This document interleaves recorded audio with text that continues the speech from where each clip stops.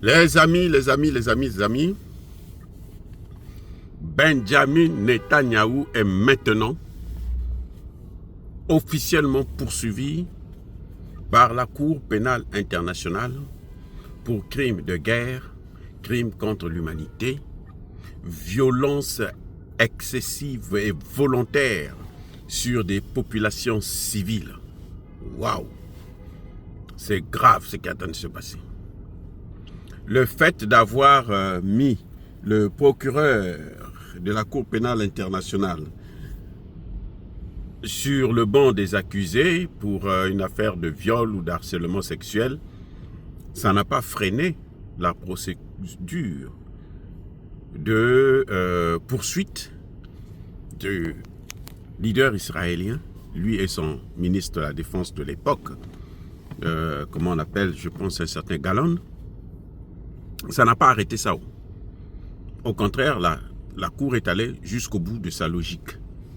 Maintenant, le problème, c'est que Benjamin Netanyahou ne peut plus aller dans certains pays, plus particulièrement des pays amis.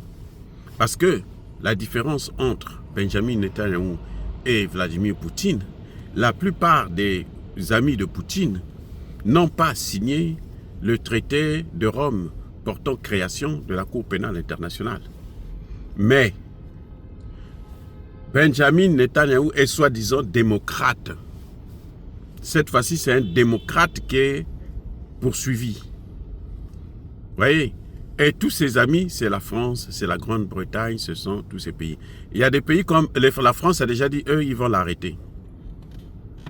S'il met le pied en France, bon, ils savent qu'il ne viendra pas en France. Et c'est, vous savez quoi? Si son avion, par hasard, est en train de circuler, survoler un territoire, et que il y a un problème technique, il faut qu'il atterrisse. S'il atterrit dans un pays qui est signataire de ce traité, on va l'arrêter. Donc Benjamin Netanyahou n'ira plus dans la plupart des pays africains, puis cette cour, en fait, elle a été créée pour juger les Africains. Maintenant, ça se retourne sur elle-même, puisque le Sud global, maintenant, se révolte.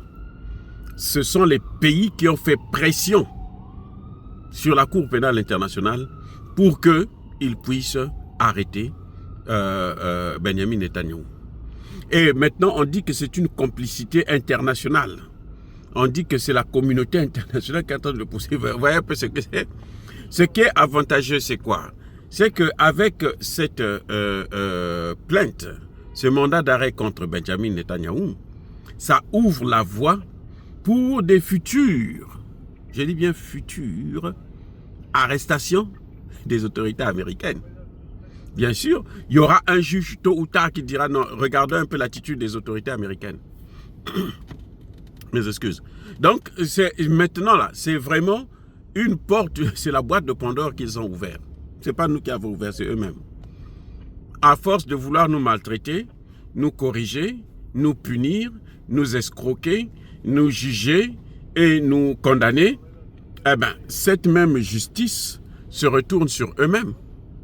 Vous savez, les Français qui disent que eux, ils n'ont pas, eux, ils vont arrêter Benjamin Netanyahou.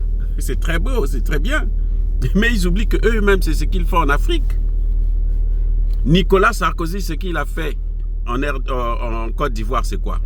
Mais c'est ça, c'est la Cour pénale internationale.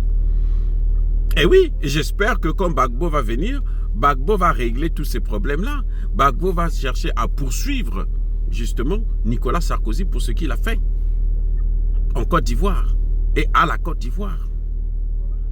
Il ne suffira pas seulement de poursuivre Alassane Ouattara et Guillaume Soro, parce que ça, à mon avis, c'est automatique, c'est clair et c'est net, mais il faudrait aussi poursuivre,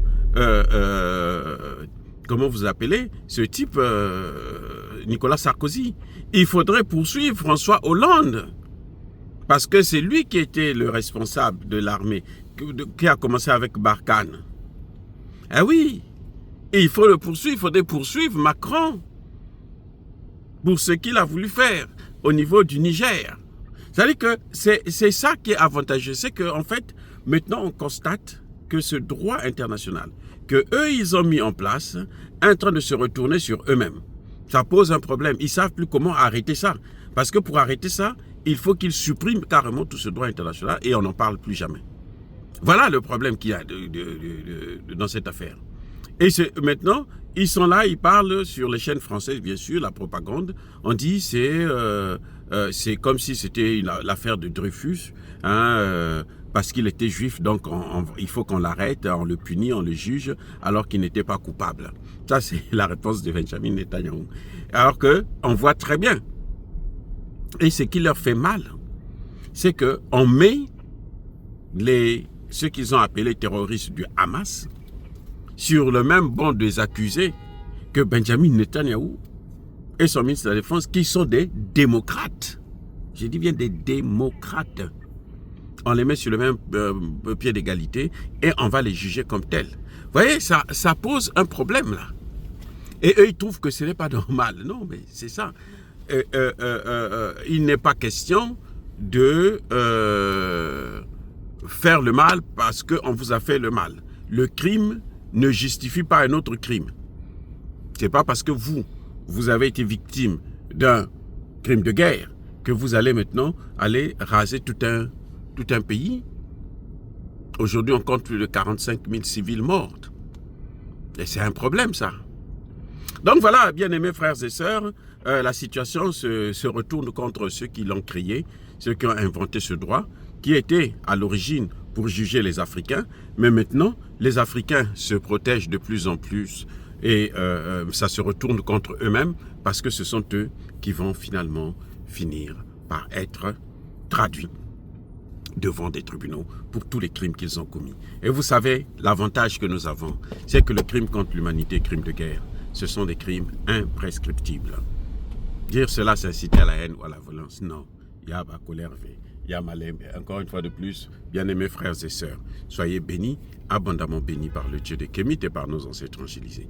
Mais que tous ceux qui persécutent le continent africain, le pillent et le déstabilisent, qu'ils soient noirs, blancs, chinois, arabes, juifs, indiens, qu'ils soient punis, maudits, foudroyés, neutralisés, écrasés, effacés par le Dieu des Kémites et par nos ancêtres angélisés.